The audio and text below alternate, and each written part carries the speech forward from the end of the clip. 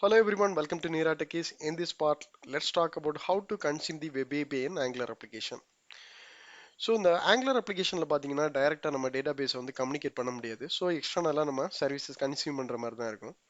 So இதுக்கான process flow பார்த்தீங்கன்னா நம்மளோட நார்மலாக ஆங்குலர் அப்ளிகேஷன் இருக்குது. ஆங்குலர் அப்ளிகேஷனில் சர்வீசஸ் அப்படின்ட்டு ஒரு கான்செப்ட் இருக்குது. ஸோ இதை நம்மளோட லாஸ்ட் வீடியோவில் கிளியராக எக்ஸ்பிளைன் பண்ணியிருக்கேன். ஸோ இந்த சர்வீஸ்ல இருந்து பார்த்தீங்கன்னா நம்ம ஏபிஐ கம்யூனிகேட் பண்ணுவோம். ஏபிஐ கம்யூனிகேட் பண்ணுறதுக்கு ஹெச்டிடிபி மாடலுங்கிற ஒரு கான்செப்ட் வந்து நம்ம ஆங்குலர் அப்ளிகேஷனில் இருக்குது. ஸோ அப்புறம் பார்த்தீங்கன்னா நம்மளோட ஏபிஐ அப்ளிகேஷன்ல இருந்து நம்ம டேட்டா பேஸ் வந்து கம்யூனிகேட் பண்ணிக்கலாம். ஸோ இதுதான் லாஜிக். ஸோ நம்ம இந்த பார்ட்டில் என்னெல்லாம் கவர் பண்ண போறோம்னு பார்த்தீங்கன்னா ஃபர்ஸ்ட் பார்த்தீங்கன்னா ஒரு சர்வீஸ் நம்ம கிரியேட் பண்ணுறோம். அப்புறம் அந்த சர்வீஸில் போயிட்டு நம்ம எக்ஸ்டர்னலாக ஆல்ரெடி ஒரு வெப் ஏபிஐ ரெடி பண்ணி வச்சிருக்கோம். அந்த ஏபிஐ போயிட்டு கன்சியூம் பண்ண போகிறோம். ஃபைனலாக பார்த்தீங்கன்னா அந்த டேட்டாவை ஒரு டேபிளில் நம்ம பைண்ட் பண்ணி காமிக்க போகிறோம். நான் வந்து ஏற்கனவே பார்த்தீங்கன்னா ஒரு அப்ளிகேஷன் வந்து கிரியேட் பண்ணி வச்சிருக்கேன். ஸோ இது வந்து பார்த்தீங்கன்னா ஒரு டேபிள். ஸோ அந்த டேபிளில் பார்த்தீங்கன்னா 3 ஃபீல்டு இருக்கு. நேம், இமெயில், அப்புறம் ஃபோன் நம்பர் அப்படின்ட்டு 3 ஃபீல்டு இருக்குது. ஸோ இதில் பாடியில் டேட்டா இல்லை, அந்த டேட்டாவை தான் நம்ம ஏபிஐலேருந்து எடுத்து பைண்ட் பண்ண போகிறோம்.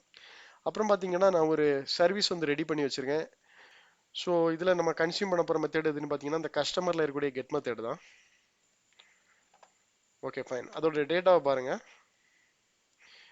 ஸோ ஒரு 4 ரெக்கார்ட்ஸ் இருக்குது. ஸோ எல்லாத்துலேயுமே பார்த்தீங்கன்னா 3 field, name, email, phone number, இந்த 3 ஃபீல்டு இருக்குது. ஸோ இதுதான் எடுத்து நம்ம அப்ளிகேஷனில் பைண்ட் பண்ண போகிறோம். ஓகே ஃபைன், ஃபஸ்ட்டே நான் சொன்ன மாதிரி பார்த்தீங்கன்னா நம்ம போயிட்டு ஃபர்ஸ்ட் ஒரு சர்வீஸ் வந்து கிரியேட் பண்ண போகிறோம். ஸோ சர்வீஸ்க்கான கமாண்ட் என்ஜி ஜென்ரேட்டுக்கு ஜி, சர்வீஸ்க்கு எஸ். அப்புறம் பார்த்தீங்கன்னா சர்வீஸ்னு ஒரு ஃபோல்டர் நம்ம இன்க்ளூட் பண்ணிக்கலாம். ஸோ நம்மளோட சர்வீஸோட நேம் பார்த்தீங்கன்னா கஸ்டமர். வெல் இப்போ பார்த்தீங்கன்னா நம்மளோட சர்வீஸ் வந்து கிரியேட் ஆயிடுச்சு. ஸோ நான் ஸ்டார்டிங்லேயே சொன்ன மாதிரி நம்ம எக்ஸ்டர்னல் சர்வீஸை ஹெச்டிடிபி மாடல் மூலமாக தான் அக்சஸ் பண்ண போகிறோம்னு சொல்லியிருந்தேன். ஸோ இங்கே பார்த்தீங்கன்னா நம்ம ஹெச்டிடிபி வந்து இம்போர்ட் பண்ணிடலாம். Import from rectangular / common http. இங்க பாத்தீங்கன்னா http client. நெக்ஸ்ட் பாத்தீங்கன்னா நம்மளோட ஆப் மாடல்ல போயிட்டு http மாடலை போயிட்டு இம்போர்ட் பண்ணணும். ஸோ அதுக்கு பாத்தீங்கன்னா சேம் தான், இம்போர்ட்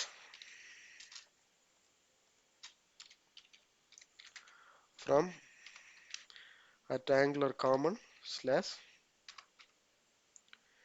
http. ஸோ இங்க என்ன இன்க்ளூட் பண்ணணும்னு பாத்தீங்கன்னா http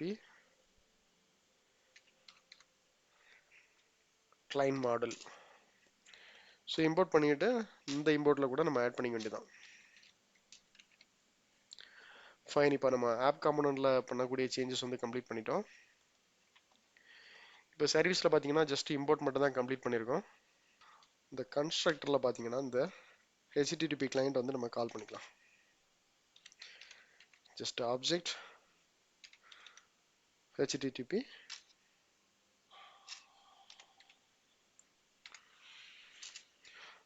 client. நெக்ஸ்ட் பாத்தீங்கன்னா இங்க போயிட்டு ஒரு ஃபங்க்ஷன் எழுதிக்கலாம். get data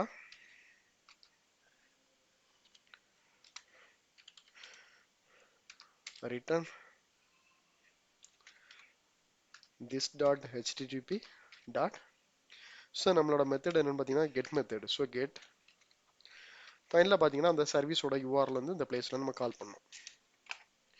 ஸோ நம்மளோட சர்வீஸோட யூஆர்எல் பார்த்தீங்கன்னா அப்படியே ஏபிஐ போயிடலாம்.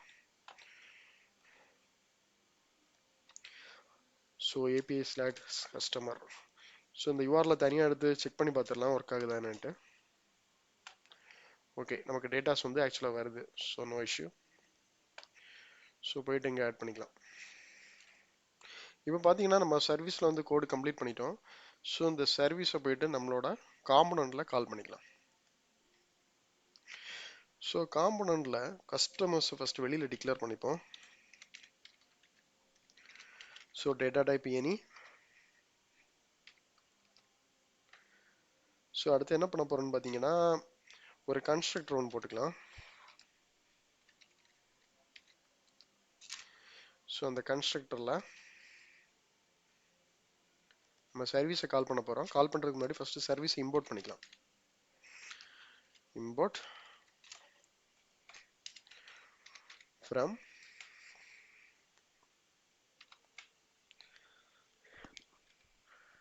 Slash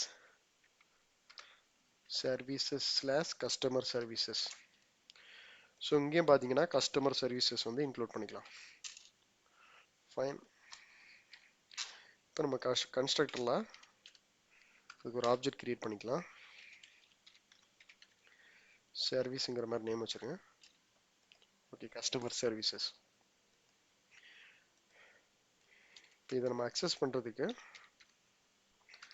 this dot services dot get data. ஃபைனலாக பார்த்தீங்கன்னா சப்ஸ்கிரைப் அப்படிங்கிற ஒரு ஆப்ஷன் நம்ம யூஸ் பண்ணணும். ஸோ இது வந்து சிம்பிளாக கால் பேக் மெத்தடுன்னு சொல்லலாம். ஸோ இப்போ இந்த டேட்டாவில் பார்த்தீங்கன்னா ஆக்சுவலாக நமக்கு வேல்யூஸ் வரும். ஸோ வேல்யூஸ் வருதா இல்லையா அப்படிங்கிறத நம்ம கன்சோலில் போட்டு ஃபஸ்ட்டு செக் பண்ணிடலாம்.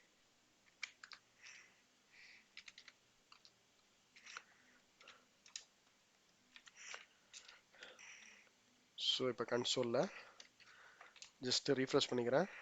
ஸோ இப்போ கன்சோலில் பார்த்தீங்கன்னா நமக்கு ரெக்கார்ட்ஸ் வந்துருக்கு பாருங்க. இந்த அந்த அரேல பார்த்தீங்கன்னா நமக்கு 4 ரெக்கார்ட் இருக்குது. ஸோ நம்ம ஏபிஐல என்ன ரெஸ்பான்ஸ் பார்த்தோமோ அந்த ரெஸ்பான்ஸ் பார்த்தீங்கன்னா அப்படியே நமக்கு ஆங்குலர் அப்ளிகேஷனில் வந்துடுச்சு.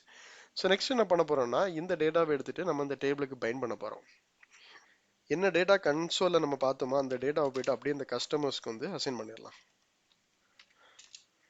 ஓகே, திஸ்ங்கிற கீவேர்டு யூஸ் பண்ணியாச்சுன்னா இஷ்யூ சால்வ் ஆயிரும். ஃபைன். ஸோ டிஎஸ் ஃபைலில் வந்து சேஞ்சஸ் கம்ப்ளீட் பண்ணியாச்சு. இப்போ பார்த்தீங்கன்னா நம்ம HTML சேஞ்சஸ் பண்ணுறோம். ஸோ டி பாடியில் என்ன டேக் வரும்? டிஆர். ஸோ இந்த டிஆரில் தான் நம்ம போயிட்டு ஃபார் லூப் ஆட் பண்ண போகிறோம். ஸோ ஃபார் லூப்போட சின்டாக்ஸ் ng ஃபார் எஃப் மட்டும் caps. So equal to let item of. So நம்மளோட அரேயோட நேம் கஸ்டமர்ஸ் அப்படிங்கிற நேமில் தான் டிக்ளேர் பண்ணியிருந்தோம். ஃபைன். அடுத்து பார்த்தீங்கன்னா டிடி. டிடியில் பார்த்தீங்கன்னா நம்ம இந்த இன்டர்பொலிஷன் கான்செப்டில் நம்ம டேட்டா பைண்ட் பண்ண போகிறோம். ஸோ ஐட்டம்ல இருந்து வரக்கூடிய வேல்யூ என்ன? நேம்.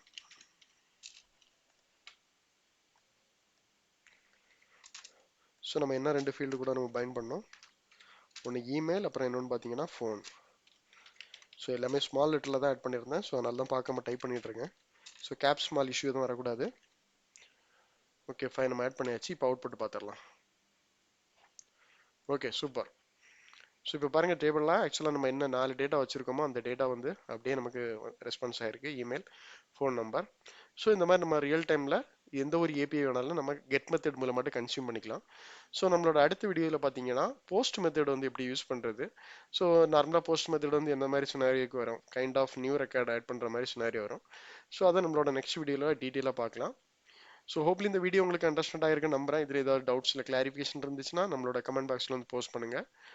ஸோ நம்ம சேனலை யாரெல்லாம் சப்ஸ்கிரைப் பண்ணலையோ சப்ஸ்கிரைப் பண்ணி சப்போர்ட் பண்ணுங்கள். தேங்க்யூ.